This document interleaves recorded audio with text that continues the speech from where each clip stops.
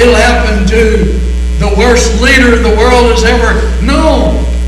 It will happen to the Muslims. It'll happen to every person in this earth will bow and say, Jesus really is Lord. His ultimate will. It will happen. Now, let's look at something else. Let's get a few directions about the will of God. A few directions. Number one is that we need to understand that God owns us. Do you understand that? Look at 1 Corinthians 6.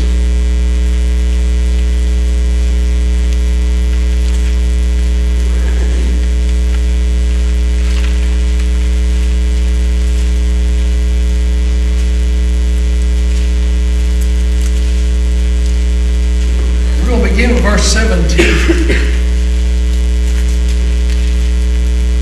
But the one who joins himself to the Lord is one spirit with him.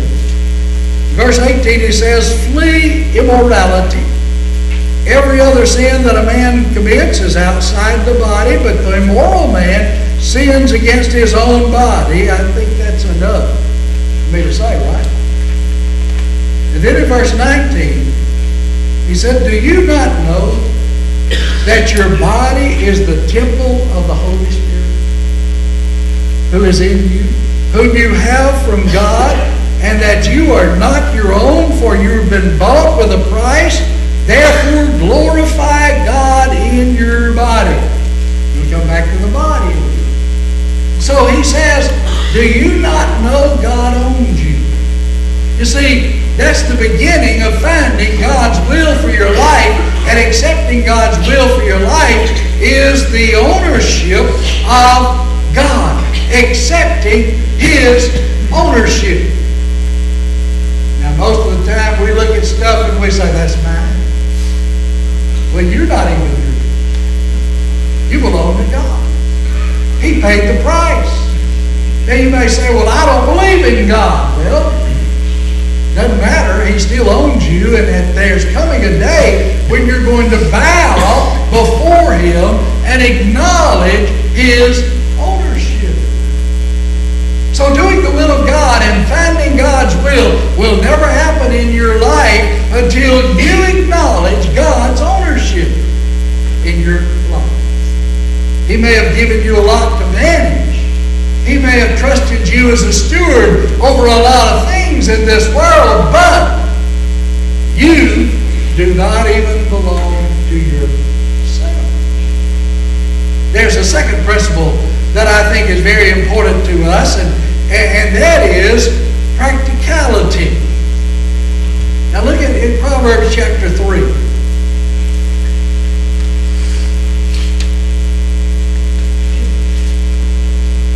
Verse 5. Trust in the Lord with all your heart. Do not lean on your own understanding. In all your ways acknowledge Him, and He will make your paths straight. Do not, verse 7 says, be wise in your own eyes. That'd be a good subject, wouldn't it, for a sermon? Don't be a smart aleck. Now, being a smart aleck to God is quite different maybe than being a smart aleck to us. But he said, don't you decide you know everything. Don't you decide that you're in charge.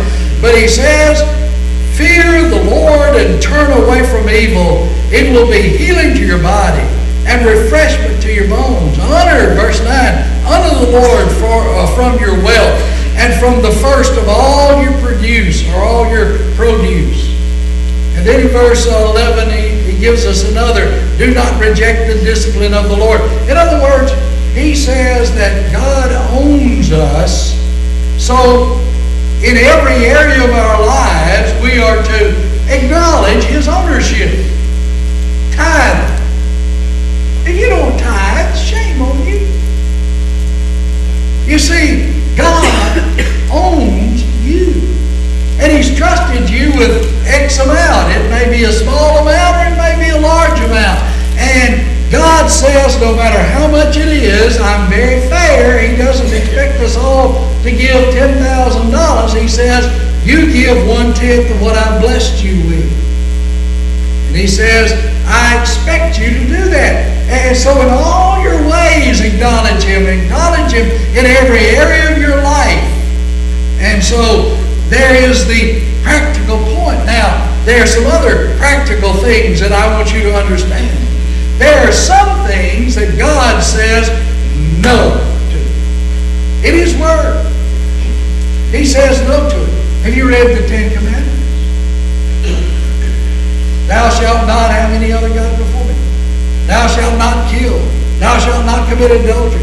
Thou shalt not steal. Now, when you come to dealing with anything, and in the New Testament, he gives us some demands for people who are going to be in leadership.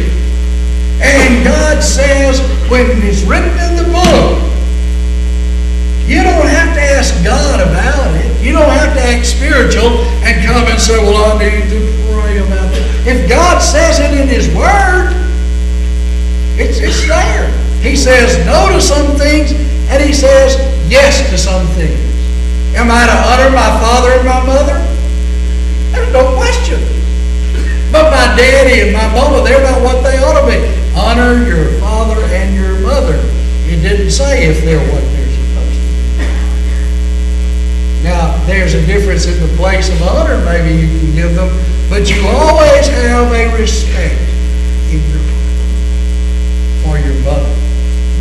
You see, if it's written in the book as a positive, and He says do it, then you do it. If it's written in the book as a negative, and He says don't do it, then you don't have to pray about it. You just do it or don't do it. Now, there are some areas in the Bible or in our lives where we don't have a yes or a no. What do I do when I come to those areas? Well, I trust God. You see, Paul was on a missionary journey. He was committed to God's will, and he's headed in a direction. And God sent him a vision. And the man said, you come over and help us. You come over here and help us. You help us out. And so Paul changes his direction. You see, God will deal with you. If you're following His will, He will deal with you, and He will say to you, don't go here, you go here. Don't do this, you do this. You don't have to worry about it. God, you see, practically, when you're serving God, you trust God. Then there are some cases that require special intervention from God, and He will intervene. So, you see, doing the will of God as a practical sign. Then there's the final thing that I want to say to you this morning. Not the final thing I planned to say, but the final thing I will say. Look at Philippians 2:13.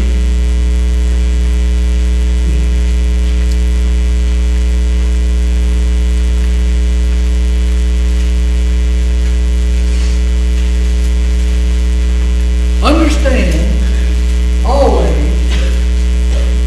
that God is working in you. Always.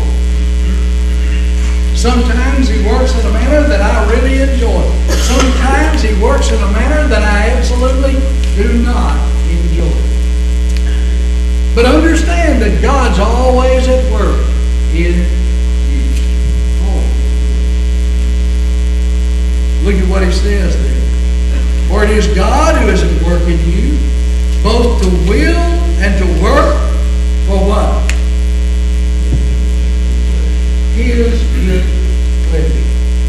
Do all things without grumbling or disputing, that you may prove yourselves to be blameless, innocent children of God, above reproach. And he goes on. You see, when you're doing God's will, you need to understand that God is always at work. You need to always trust Him. And you need to always seek Him. Always. Always. Seek Him. Now there's a third point that I planned on preaching this morning. We won't get to it. But it's depend on God. Depend on God. Depend on God. You see, when you're walking in God's will,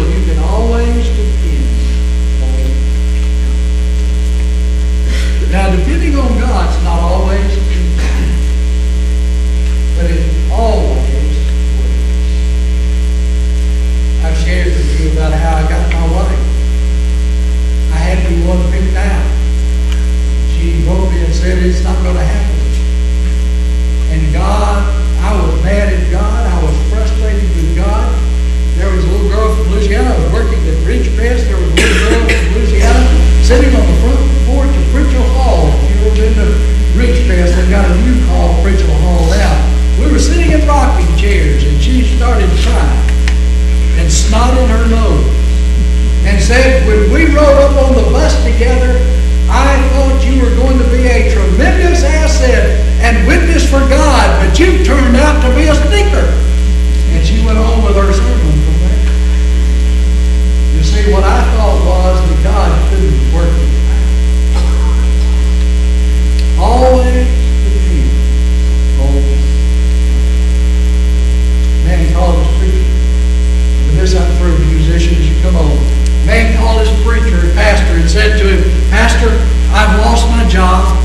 I've been fired. I didn't expect this to happen, and it was the best job I ever had. It was my dream job, and he was just so down and out. The preacher met with him and said, well, don't you believe Romans 8:28?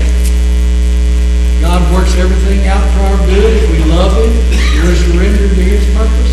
You see, if you're surrendered to God's purpose, His will, He'll work everything out for your good. Easy to get it. He said, all right, don't you believe that God will provide the way through this? And as he says in 1 Corinthians 10:13, he said, yes, I believe that. And he said, well, what are you worrying about then? Of course, it's a lot easier for a preacher to say that because he had a job. But the guy went to work the next day, and the man who owned the business that had fired him or laid him off, he said to him, he called the preacher and he said, what's wrong with this guy? He came to work this morning and he is the happiest guy I've ever seen. He is rejoicing and he's happy and he's praising God, and he says, I think he's going crazy. The preacher said, no, he's just trusting God. And God gave him a better job, sold his house for him at a profit, and then moved him on to the best job he had ever had in his life because he just depended on God. Who are you depending on? Who are you depending on? If you're not saved, you're certainly not depending on God. If you are saved and you're not walking in His will and in His power, you are not depending on God. So who are you depending on? God's will is good, it is acceptable, and it's perfect. And don't forget, He's teaching you and instructing you with His Word, but also He's got His eye on you, and He will guide you with His eye. You follow. That's pretty good, isn't it? If you're not doing that, I invite you this morning to get things corrected with God.